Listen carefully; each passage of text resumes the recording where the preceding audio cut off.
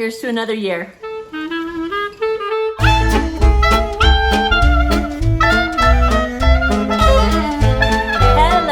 Welcome to another video. My name is Heather, and as always, I'm reading with a vengeance, and as always, I hope you are as well. It's my birthday. Happy birthday to me. So not gonna lie, I am pre-recording this, but I'm gonna be publishing it on my birthday. So this should be published on August 23rd, and I decided to do a birthday-ish type tag to publish on my birthday. So I hope you enjoy it. So the tag I decided to do for my birthday, I think is apropos because it is called the cake flavored tag. I found this online and I tried to do as much of an investigation as far as who created the tag, and it turns out, if I'm correct, that the original tag came from Instagram and it was just a hashtag. I don't know who created the hashtag, but it was a hashtag cake flavored book tag.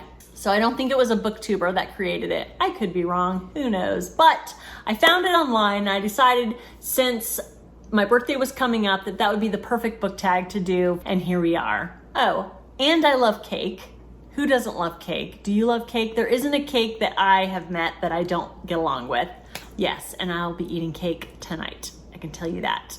And I can tell you that I love cake so much that I don't even really have a favorite cake flavor. So don't ask because I won't be able to answer you. I could probably give you my top 5, but I have the biggest sweet tooth, and I'm digressing. Let's get on to the tag and the books. So the first cake flavor is chocolate. The question is, what is a dark book you absolutely love? Yes. I would have to say Tender is the Flesh by Agustina Bazterrica. I believe Bazterrica is from Argentina, and it was translated by Sarah Moses. And I read the physical book, and yes, I love this story. So this basically takes place in a dystopian world where all animal meat has been deemed toxic to humans. So humans cannot eat animal meat anymore. They have begun to consume human flesh, and it becomes this big industry. I mean, as if that's not dark enough, there's definitely more to the story. If you haven't read this book, oh yeah, it's very dark. It's very well written, and I absolutely loved it. As a vegetarian for 13 years now, I appreciated a lot of what was going on in this book. If you're at all squeamish, be careful with it, but there's a really, really good story here and a really interesting message. But yes, I would have to say that is a dark book that I absolutely loved. The next cake flavor is vanilla. And the question is, what is a light read? And for this one, that was really easy. And it's a book that I read many, many years ago. And I was really happy to see that there were some booktubers who have recently picked up this book because there was I think a 25th year anniversary of it. So it's kind of resurged into the population, and that is Bridget Jones' Diary by Helen Fielding. I absolutely loved this book when I read it. I don't typically reread books. If I did, this one would be one of the ones that I would reread. It's just, I hear other booktubers talk about how it's dated. Of course, it was written 25 years ago. There are going to be some things that are dated that might not sit right with some readers. That kind of thing just kind of washes over me. It follows Bridget Jones. She's a British singleton, and she keeps a diary of, you know, how many cigarettes she smokes, how much alcohol she consumes, how much weight she loses and gains on a daily basis, her love life, her professional life, and she's funny. It's just funny, and it's a light read. I recommend it for anybody. Keep in mind, it has been around for a while, so there might be language that isn't used anymore, but it was super fun. Yes, definitely a light read. The next flavor is red velvet.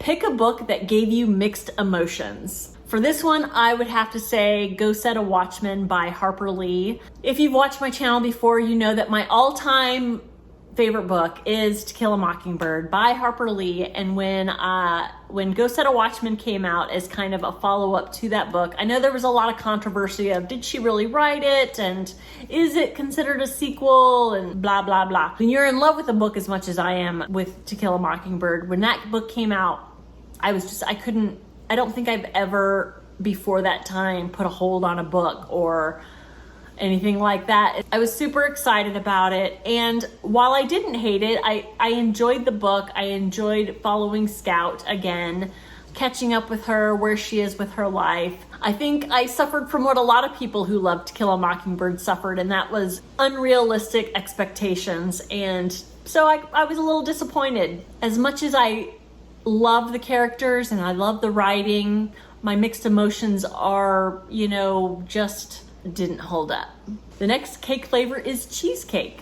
And for this cake flavor is, what is a book you would recommend to anyone? For this one, I would choose The Kite Runner by Khaled Hosseini. This was a 5-star read for me. This was just almost perfect book for me. I read it years ago. I actually met the author at a signing, which was super exciting for me. I want to say it was the first author signing I'd ever been to. So yes, this is a book that I would recommend to anyone. It's super heartwarming. There's a historical fiction aspect to it. There's a friendship between two boys. It talks about classism in Afghanistan, and it spans over many years, which I love. This is one of the few books that I have cried at the end.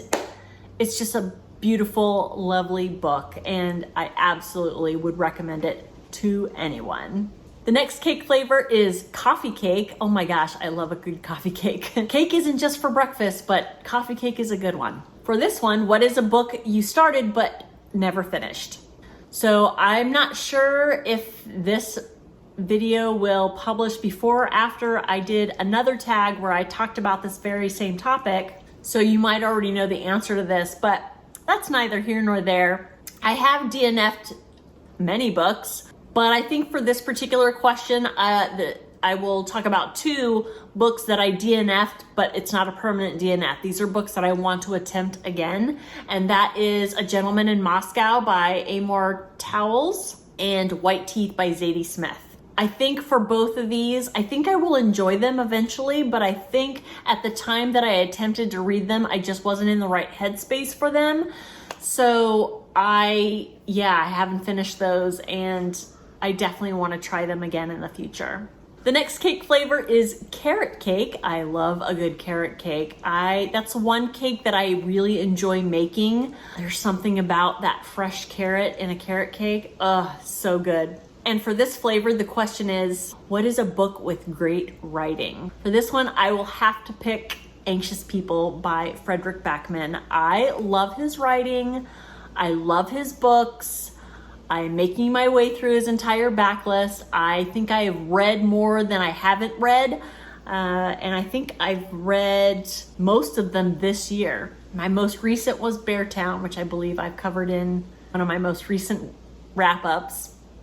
But Anxious People, I think, is my very favorite of his. I loved the writing in that one. He's got kind of a signature style that you can see in all of his books.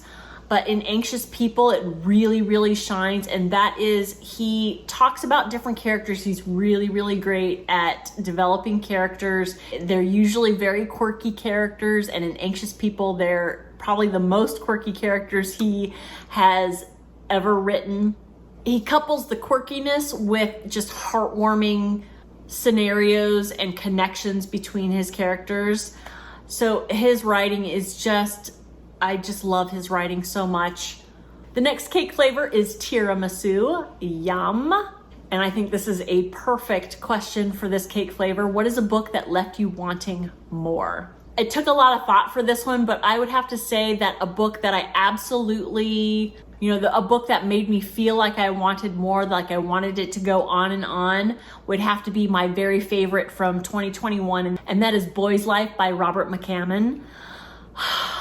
What can I say about this book? I know I've talked about it multiple times in some previous videos. If you like a good coming of age, magical realism, takes place in the 60s, in the South, there's a mystery, great characters. I love this book so much. And yes, I wanted it to continue to go on and on and on. This is a book that I wish had a sequel, but I, in my heart of hearts, know that it really, the magic of this book is what happened particularly in the book. So I know a sequel would never work, so it leaves me wanting more. If you haven't read it yet, please, if you love any of those things that I mentioned before, Boy's Life, masterful.